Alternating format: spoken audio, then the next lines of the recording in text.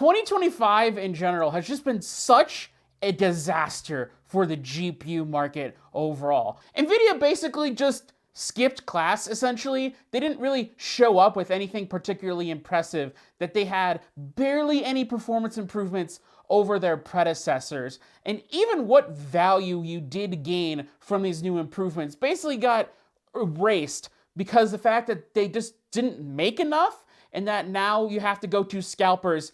In that case, basically reversing price to performance value in real world buying conditions. And with all the GPU makers starving the market of new cards, causing the prices of even older stuff to skyrocket in price going into 2025, the situation's been very bleak, to be honest. I mean, even just trying to buy a GPU in general has just been terrible overall, and it's been getting worse and worse over the past 4 or 5 years. I mean, it's getting to a point where these shortages are just becoming so consistently and increasingly regular and expected.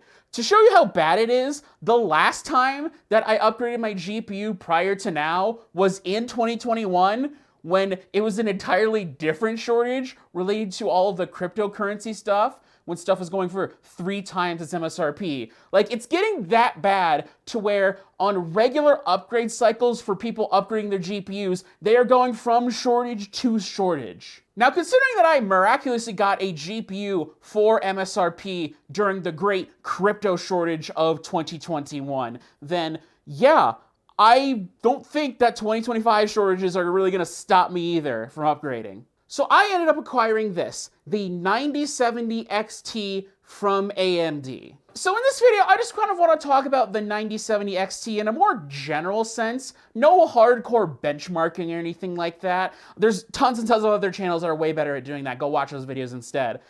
So it's just more kind of about like the daily driving experience, like my experiences with these cards, and just sort of the features that come with it and my perspective on it. So why even upgrade, let alone right now? To be honest, GPU market's been very funky lately, and I don't know what's gonna happen in the next 6 months. In the next 6 months, I could have bought this card and, you know, kind of waited things out a little bit, see how things went and stuff, been able to choose my model or something.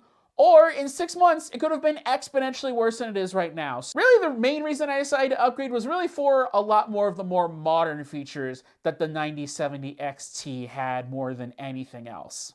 Actually, a huge reason why I wanted to upgrade is like such an extremely nerdy like video production reason. I don't know if people are interested in hearing about it, but I'll just go off anyways. So the ability to record both 4K and 120 FPS for older, lighter weight games really just makes things much more flexible from like a video editing production standpoint, that instead of having to create dedicated clips for 120 FPS at a lower resolution, I can just take all of the footage that I record and just be able to slow it down whenever I want, if I want to highlight something or something like that. I would say that when you add up all of the new things that the 9070 XT brings over my old card, the much faster rasterization performance, plus the really improved ray tracing, plus the addition of FSR4, I would say that the card in modern games is probably like twice as fast, if not maybe a little more, than my 6800 XT, which is actually like a pretty good upgrade in my opinion. This model right here is the Gigabyte Gaming OC model, and the only reason I ended up getting it is because all the MSRP models literally were out of stock and I could not get one, and this is the only one I ended up being able to put in my cart. Again, I just have this weird luck with GPUs during shortages where I'm able to get one for retail price. Now, as for the aesthetics of the card, I'm not a huge fan, to be honest. I'm not a fan of like the GPU AIB, RGB slop, Michael Bay Transformer gamer aesthetic that they fall into, and this kind of does that, although the design has grown on me a teensy little bit in like the couple weeks that I've owned it. I'm just kind of more mad about the absolutely massive downgrade that this was compared to the previous GPU that I was running. Hold on, let me go grab it real quick. So this is my Midnight Black 6800 XT made by AMD, sort of like a reference model. And man, this thing is just so incredibly beautiful. It's so classy. It's got like the right amount of like edge and coolness factor to it, but if you put it into a workstation, it's not going to be distracting. You've got some very subtle RGB with the Radeon logo going in here. Oh, it's just so beautiful, man. And so you can kind of see why, from an aesthetic standpoint, I'm not super happy about the Gigabyte card. It also doesn't help my first impression that this Gigabyte card just feels very cheap. Weirdly, like for the size that it is compared to the 6800 XT, you would think that this thing would weigh a lot, but it just feels like in a weirdly cheap way, it feels light. The 6800 XT feels like a very premium product that you get what you pay for. Now, I will say one nice thing about this Gigabyte card, it actually has this very useful feature with this kind of cutout right here with all these LEDs and stuff. When you plug in the card and you boot it up, on boot up, it'll flash these LEDs to show you if the PCIe power connector is properly plugged in. And that's been actually very helpful in me identifying if I had a cable loose or not properly seated all the way in. Now, really my only complaint with the 9070 XT like design in general outside of this specific model is I feel like it should have 20 gigabytes of VRAM for the price that you're paying for it. It doesn't really make sense to me why it doesn't have the extra 4 gigabytes. 7900 XT was about 20 gigabytes, and people are kind of paying around like a similar price for this thing. And ray tracing stuff needs a lot more VRAM, and this card actually is kind of good at ray tracing, so why it doesn't have more VRAM, I don't know. One thing I will say about daily driving this card is that the 303 watts this card can put out versus the 250 on my 6800 XT is actually a pretty massive difference. Like, you wouldn't think that 50 watts would be a huge difference in terms of heat output practically, but in reality, it is a huge difference.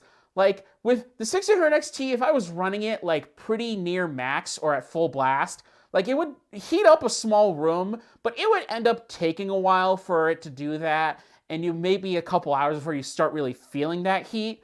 But with this card, if I run it at full blast, I could feel the heat like immediately. Now, how about exactly the performance improvements of the 9070 XT? Well, so for more traditional rasterization performance for the 9070 XT, I would say that it's about like 40 to 50% faster than my old 6800 XT. 50% uplift is a kind of awkward spot in sort of like the upgrade territory, because if you think about like your sort of trade-off triangle when you're balancing your game load, right? Of like graphical fidelity, resolution, and frame rate, right? A 50% performance uplift, you really can only dedicate to like one of those in order to get a noticeably significant increase. If you try to dedicate that 50% and split it up across like increasing 2 of those attributes or 3 of those attributes, it's going to be like a negligible difference, right? So really your only options with a 50% of performance increase is either like increasing your frame rate a bit more, but not a whole tier up where you're doubling your frame rate. You can crank up your graphical settings a ton, or you can increase your resolution while keeping your same frame rate. But you really don't have that much more room than that. To show you how good ray tracing is on this card, I was playing Bright Memory Infinite. Now, Bright Memory Infinite, the first couple times I played it, I did not play with ray tracing on my 6800 XT because those cards are not very good at ray tracing at all. But the ray tracing of this card is so improved that I could turn ray tracing all the way up to maximum at native 4K and lock my FPS to 30. Although I'm not a big fan of ray tracing personally, I just think it's a big scam, but that's a whole other issue. Which brings me to the final new big feature of these cards, which is FSR4 AI upscaling, which this is the reason that you buy a 9000 series card, no questions, no stop. Now, unfortunately, I don't own any of the launch games that FSR4 supports, and to be honest, I really wasn't feeling like I was gonna go out and buy one of these games that I wasn't even remotely interested in just to test it out. So instead, I decided to go and use OptiScaler, a mod that allows you to inject whatever sort of upscaling frame generation stuff into a game that already supports one kind of upscaling. So I decided to use it to inject it into some games that I was playing already, just to kind of test it out, see what I thought of it, etc., etc. Now, very notoriously, I am a gigantic upscaling hater, that I made a video that is almost 50 minutes long talking about upscaling and its negative impact on the video game industry and all the second order effects and stuff. You should check it out if you're interested in the topic. Now, despite being transparent about my bias, I will say that at least as a technology and in a vacuum, FSR 4 is fantastic. So the first game that I tried with OptiScaler was naturally Final Fantasy VII Rebirth. Setting the game's base resolution scale to 50% 1080p, outputting to 4K, the image quality looks almost indistinguishable from native 4K, like to my eye. Now, for some context, I use an LG C10 OLED as my primary monitor, and I sit pretty close to it when I play games. So I have every single reason to nitpick this image to shreds to look for really any flaw, and it looks, I really don't feel like I have that much to complain about. In fact, I actually found like a graphics configuration where if you turn all of the graphics settings down, but you kept the upscaling, I actually could play Rebirth at like 120 FPS at what looks like native 4K with some headroom. Now, the other game I tested FSR 4 in was RoboCop Rogue City. Now, I was playing RoboCop prior to modding in OptiScaler, and the graphical configuration that I ended up using was using TSR at 75% resolution scale, 4K output, everything set to Ultra, except Lumen. I just turned it to screen space reflections. And the card was able to like hang out like the high 50s, low 60s, but I couldn't quite lock to 60, so I had to lock it to 30 FPS. But swapping out TSR with FSR 4 set to performance mode, I was able to run those same settings at a locked 60 FPS, and the image quality looked better than with TSR. I really don't like TSR in RoboCop, at least in the area that I tested.